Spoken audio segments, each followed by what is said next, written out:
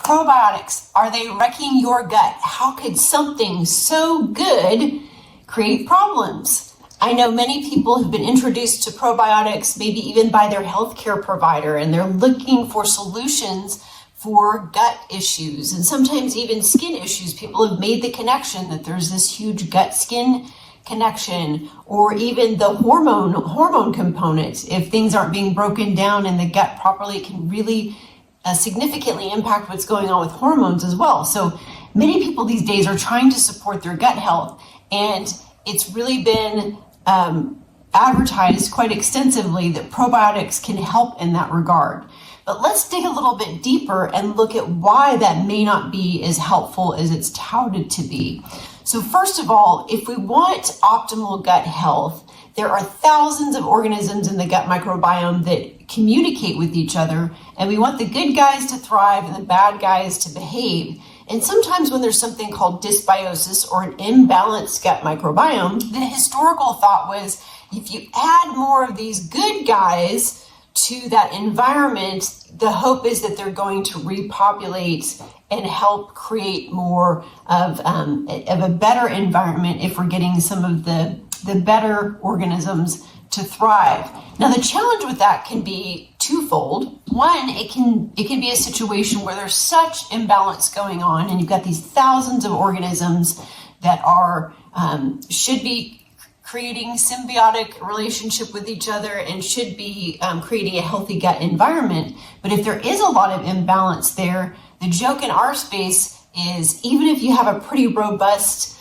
profile of organisms in a typical probiotic, let's say there's even 10 or something like that, do you really think throwing 10 organisms at that gut microbiome when it's really, really out of balance is going to be that significantly helpful? We kind of joke around that it's likening it to taking a squirt gun to a fire situation.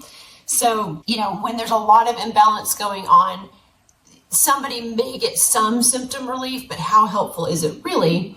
And then the question becomes also, when there's that sort of imbalance going on, what has created that situation in the first place? And is just giving more of that probiotic organism going to be helpful? And along the same lines of, taking a squirt gun to a fire situation, when you see the probiotics that are refrigerated and so delicate, then you kind of have to ask the question too, if it's that delicate, how is it actually surviving the digestive tract and able to have any sort of positive influence? Probably not much, if at all. So that's just something to consider right there. How helpful is that from that standpoint? The flip side of that is that initially sometimes when people have pretty significant imbalances and they start repopulating with strains of probiotics, they actually may get some relief. They may get some digestive relief. They may notice a difference. And so mentally, they have a hard time recognizing that maybe staying on that same probiotic forever could actually be problematic. And let me explain why. So if we are continually repopulating day in and day out for years on end with these same strains, you can develop something that's called a monoculture, where now there's an imbalance going on because you've repopulated some of those same strains for an extended period of time, and that's created a different type of imbalance. You're continually repopulating those same strains, and that creates its own set of issues. So once again, I always want to look upstream and see what's going on, what the root cause issue is in the first place to create some of those imbalances. Is there some sort of toxin that's interfering? Is there a parasite infection? We see this often with all sorts of health conditions, and unfortunately, parasites don't show up very well on any sort of stool test. We love to do tests like the Gut Zoomer from Vibrant Wellness, but even on that wonderful, really, really great test, it does not, very rarely do we see parasites show up. But when we actually do parasite cleansing with our health participants, they'll start passing parasites. So that can be a really, really huge challenge is if there's some sort of parasitic infection going on, these parasites like to hide quite a bit. And so if that's the root cause, if you think about this again, you've got parasites that are doing all of this destruction and creating this imbalance. They're robbing nutrients. They're creating a lot of a massive chronic infection situation that the body's trying to take all of its resources to manage. That throwing those probiotics in, once again, if somebody gets some symptom relief, it's not really fixing what's going on. So we want resolution with what's going on upstream so that once we remove that interference, the body can start really doing a better job of creating that balance in itself with eating whole food items. I'm sure maybe you've even heard of eating some prebiotic foods that can help support the diversity in the gut microbiome. So eating whole food items, non-starchy vegetables, there are some really, really fantastic ways to support the diversity naturally within the gut microbiome without consuming a probiotic necessarily.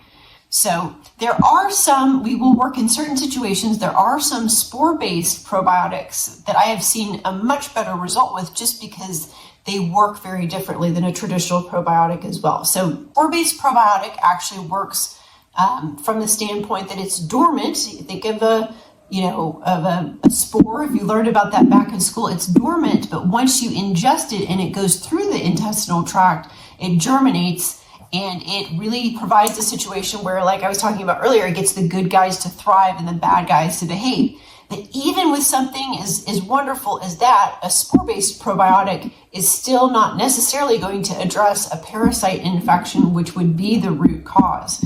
So we would look at working with something like a spore-based probiotic once the underlying root cause of that gut dysbiosis or imbalance, or if you've heard of leaky gut syndrome, that can happen when you've got some of these imbalances going on as well. Once you've addressed some of these things, then you can go in and work with something like a spore-based probiotic down the road. We love to work with CT Biotic from Cellcore Biosciences right now. Megaspore Biotic is another really great one too. Those are some options once you've cleaned up the terrain enough to really get some of that benefit.